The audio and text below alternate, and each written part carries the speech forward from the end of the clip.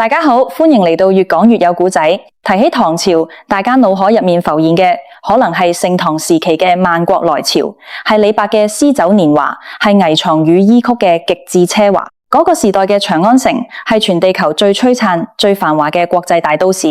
匯聚咗來自世界各地嘅商人、使節同學者。但係呢個看似達至人類文明巔峰嘅超級帝國，竟然喺一夜之間跌落人間煉獄，由極盛走向極衰。而將呢個萬國來朝嘅盛世硬生生撕碎嘅，就係中國歷史上最血腥、最黑暗、最慘烈嘅一場大浩劫——安史之亂。這場浩劫到底有幾可怕？如果你只係喺歷史教科書上面睇過安史之亂呢4個字，你可能只會覺得呢個係一段距離我哋好遙遠嘅歷史事件。但係如果我哋翻開真正嘅歷史檔案，睇下當時嘅記錄，你會發現呢場持續咗整整8年嘅內戰，殘酷程度簡直刷新咗人類道德同生存嘅底線。由公元755年爆發到公元763年平定，呢8年間，中原大地由原本嘅人口稠密、農田千里的富庶之地，變成了白骨如山、千里無雞鳴嘅荒涼廢墟。當時嘅國家戶籍統計喺戰亂過後，直接減少咗超過3000萬人口。雖然呢個數字入面包含咗因為政府癱瘓而無法登記嘅逃荒流民，但係死於戰火、饑荒、瘟疫嘅無辜百姓依然多到無法估量。要明白呢場災難有幾可怕，我哋先要睇下盛世背後隱藏嘅危機。喺公元750年前後，當時嘅唐玄宗李隆基已經60多歲。佢喺執政初期確實好精明，開創咗歷史上赫赫有名嘅開元盛世。但係人年紀大咗，又坐擁咁巨大嘅成功，唐玄宗開始沉迷享樂，覺得天下大局已定。佢將朝政交俾奸相李林甫同楊國忠，自己就同楊貴妃喺清華宮日夜笙歌。當時嘅唐朝喺軍事制度上面做咗一個致命嘅改變，就係由原本嘅府兵制變成了募兵制，並且喺邊境設置咗10大藩鎮，任命節度使掌握重兵。唐玄宗以為將重兵放在邊境可以禦敵，但係內陸嘅兵力反而極度空虛，形成咗所謂嘅外重內輕。而安祿山呢個精通6國語言，表面上睇落憨厚老實，甚至拜30幾歲嘅楊貴妃做監媽嘅胡人將領，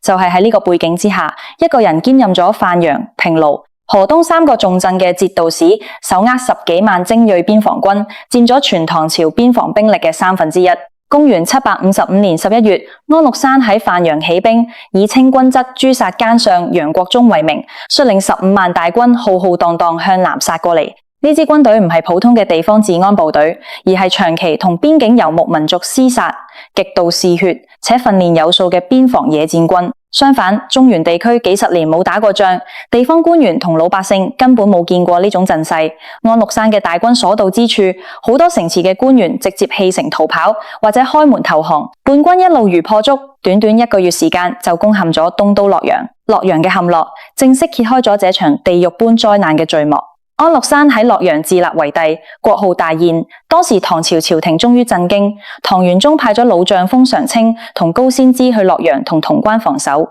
潼關係長安嘅東大門，只要守住潼關，安祿山嘅叛軍就進退兩難。高仙芝同封常清選擇咗最穩陣嘅策略，堅守不出，想將叛軍嘅糧草拖垮。但係遠喺長安嘅唐玄宗同楊國忠喺極度恐慌同猜忌之下，竟然聽信宦官嘅讒言，以為兩位將領畏敵不前，喺1天之內將高仙芝同封常清2位名將處死，詐棄1天之慢。呢個舉動無異於自毀長城。隨後唐玄宗又迫使另一位風濕病發作，要抬住上戰場嘅老將哥舒翰強行出關同叛軍決戰。結果，哥舒翰嘅20萬大軍喺靈寶之戰入面幾乎全軍覆沒。哥舒翰被俘，潼關失守，潼關一破，長安城再無屏障。潼關失守嘅消息傳回長安，曾經威風八面嘅唐玄宗做咗一個最懦弱嘅決定，帶住楊貴妃、楊國忠以及少數親信同皇室成員，喺一個深夜偷偷地逃離長安，向四川方向逃亡。佢連長安城嘅滿城百姓同大多數文武百官都拋棄咗。當第2日清晨，長安老百姓發現皇帝已經跑路嘅時候，成座城市陷入咗徹底嘅失控同混亂。隨之而嚟嘅係安祿山叛軍嘅入城。叛軍進入這座當時世界上最偉大嘅都市之後，展開咗慘絕人寰嘅洗劫、屠殺同焚燒。曾經高聳入雲嘅宮殿被燒成灰燼，無數公卿貴族同平民百姓被殘忍殺害。長安城由人間天堂變成了修羅場。而逃亡途中嘅唐玄宗亦冇好過。當逃到馬嵬驛嘅時候，隨行嘅禁軍將士因為飢餓、憤怒同絕望，爆發咗兵變。將士哋認為今日嘅禍端全因楊國忠貪腐同楊貴妃畫主而起，佢哋當場殺死咗楊國忠，並且包圍唐玄宗嘅住所，逼皇帝下令處死楊貴妃。70多歲嘅唐玄宗喺軍隊嘅逼迫之下，為了保住自己條命，最終只能眼睜睜看着自己最愛嘅女人被刺死喺一棵梨樹之下。呢個就係歷史上極度悲慘嘅馬嵬驛之變。隨後，太子李亨喺靈武即位，係為唐肅宗重組朝廷，發動反擊。但係戰爭嘅殘酷程度先剛剛開始升級。安史之亂之所以被稱為中國歷史上最可怕嘅頁面之一，唔單止係因為皇帝逃亡同名城陷落，更係因為戰爭將人性入面最黑暗、最恐怖嘅一面完全撕裂咗出嚟。喺呢場戰亂入面，最令人毛骨悚然，亦最能體現戰爭殘酷嘅事件，就係發生喺公元757年嘅睢陽保衛戰。當時叛軍攻陷洛陽同長安之後，下一步嘅戰略目標就係南下攻打江淮地區。江淮地區係唐朝嘅經濟命脈，全靠呢度嘅糧食同稅收支撐住唐肅宗嘅反抗大業。如果江淮失守，唐朝就徹底冇希望了。而擋喺叛軍南下必經之路上面嘅就係睢陽城，守衛睢陽城嘅係唐朝名將張巡同許願，佢哋手頭上只有區區幾千名士兵，而包圍佢哋嘅叛軍有整整10幾萬人。喺實力懸殊極度巨大嘅情況下，張巡率領城內將士死守睢陽整整10個月，經歷咗大小400多次戰鬥，殺死叛軍幾萬人，硬生生將叛軍嘅主力卡喺北方，保住咗江淮嘅安全。但係呢個偉大嘅軍事奇蹟背後，係代價極度慘烈、令人不敢直視嘅地獄繪圖。叛軍將睢陽城包圍得水泄不通，城內嘅糧食好快就食晒。一開始大家食馬匹，馬食完咗就食雀鳥、老鼠，甚至連城牆上面嘅皮革、紙張都煮嚟食。到最後，城內已經再沒有任何可以稱之為食物嘅嘢。喺極度絕望嘅饑荒之下，為了繼續堅守城池，張巡做咗一個震驚歷史嘅決定。佢將自己嘅妾侍拉出嚟喺將士面前殺死，話大家為了國家守城，幾個月嚟冇糧食食，但忠義之心不減。我冇辦法割自己嘅肉俾大家食，但又點可以坐視大家餓死？將士哋哭成一片，但喺極度飢餓之下，大家最終食咗呢個女人。隨後，許願亦將自己嘅僕人殺死作為糧食。再之後，城內開始搜集老弱婦女，將佢哋殺死充當軍糧。根據歷史記載，睢陽城喺被破之前，城內被食掉嘅婦女、老人同弱者高達2萬到3萬人。最後，當城池被攻破嘅時候，城內只剩返400個活人，而且每個人都已經餓到連弓箭都拉唔開。張巡同許願最終英勇就義。睢陽保衛戰喺軍事戰略上無疑係極度成功嘅，佢為唐朝贏得咗寶貴嘅反攻時間。但喺道德同人性上，佢展示咗戰爭將人類逼到要靠同類相食嚟維持生存嘅極致殘酷。呢種極端嘅悲劇喺整個世界歷史上面都極為罕見。除咗睢陽嘅慘劇，整個中原大地喺呢8年間都處於瘋狂嘅屠殺同混亂之中，叛軍內部亦極度混亂同血腥。安祿山喺登基做皇帝之後唔久，因為身體患病盲咗眼，加上性格極度暴戾，經常虐待身邊嘅人，結果喺公元757年被自己嘅親生兒子安慶緒聯合宦官暗殺死喺床上面。而安慶緒接位之後冇幾久，又被安祿山昔日嘅部將史思明殺死。史思明重新控制叛軍，自立為帝，但好景不長。喺公元761年，史思明又被自己嘅親生兒子史朝義殺死。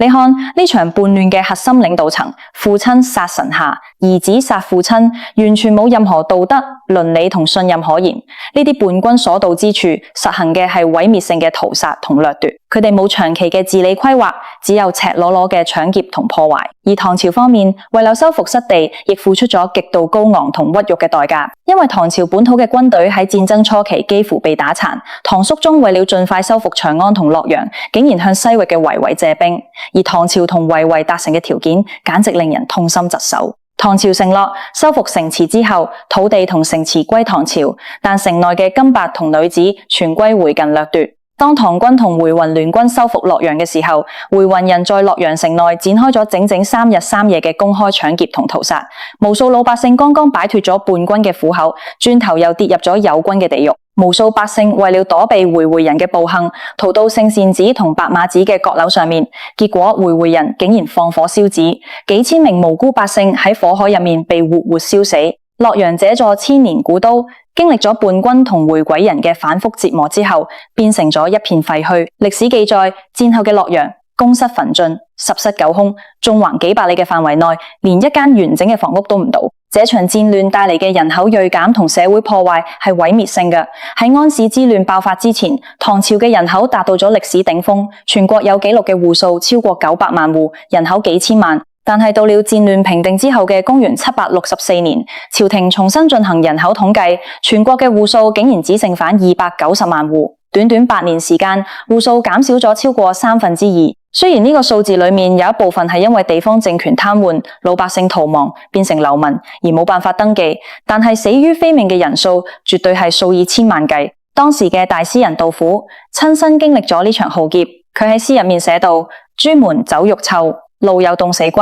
係戰前嘅社會不公。而到了戰時同戰後，佢寫落嘅係織絲草木聲，流血穿元丹，係千家今有百家在，我有愛撫妻藝殊。整個中原大地原本係中國最富庶、文化最發達嘅地區，喺呢8年入面變成了白骨露於野、千里無雞鳴嘅荒涼景象。安史之亂嘅可怕唔單止在於8年中嘅流血同死亡，更係於佢徹底摧毀咗唐朝嘅根基，改變咗中國歷史嘅走向。喺安史之亂之前，唐朝係一個自信、開放、包容、充滿進取精神嘅超級大國。但係安史之亂過後，唐朝嘅中央政府實力大傷，再亦無力控制地方。為了盡快結束戰爭，唐朝朝廷採取咗妥協政策，將安史叛軍嘅幹將直接封為地方嘅節度使。呢啲節度使喺自己嘅領地內擁有獨立嘅軍隊、行政權同稅收權，官職甚至可以父死子繼。這就形成了中國歷史上好出名嘅藩鎮割據。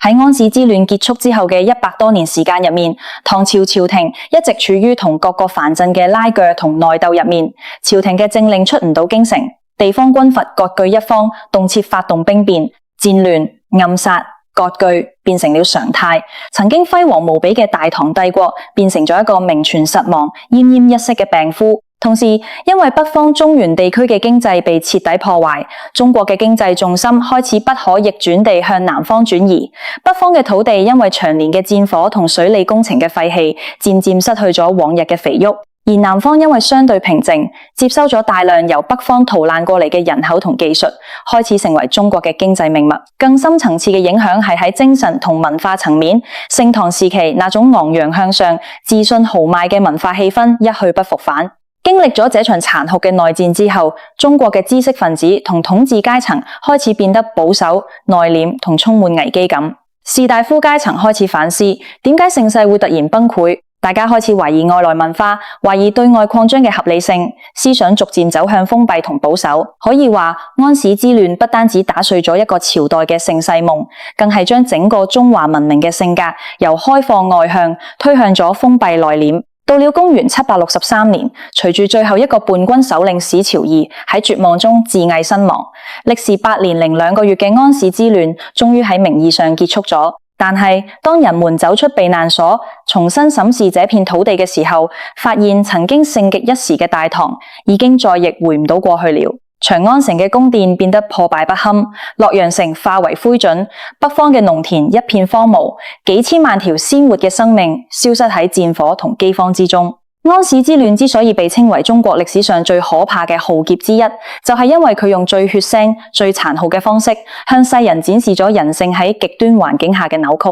展示咗一個頂級文明喺面對內耗同暴政時係幾咁脆弱。佢話俾我哋聽，盛世同地獄之間，有時候只隔住一步之遙。當統治者沉迷享樂，朝政腐敗，軍事權力失控嘅時候，再繁華嘅盛世都只係建喺沙灘上面嘅城堡，一陣狂風吹過就會化為烏有。好啦，今日關於安史之亂到底有幾可怕嘅歷史分享，就同大家講到呢度。聽完呢段血淚斑斑嘅歷史，大家對於盛世與戰亂有咩樣嘅感受？你覺得唐朝嘅衰落最根本嘅原因到底係唐玄宗嘅昏庸，定係制度上面嘅致命漏洞？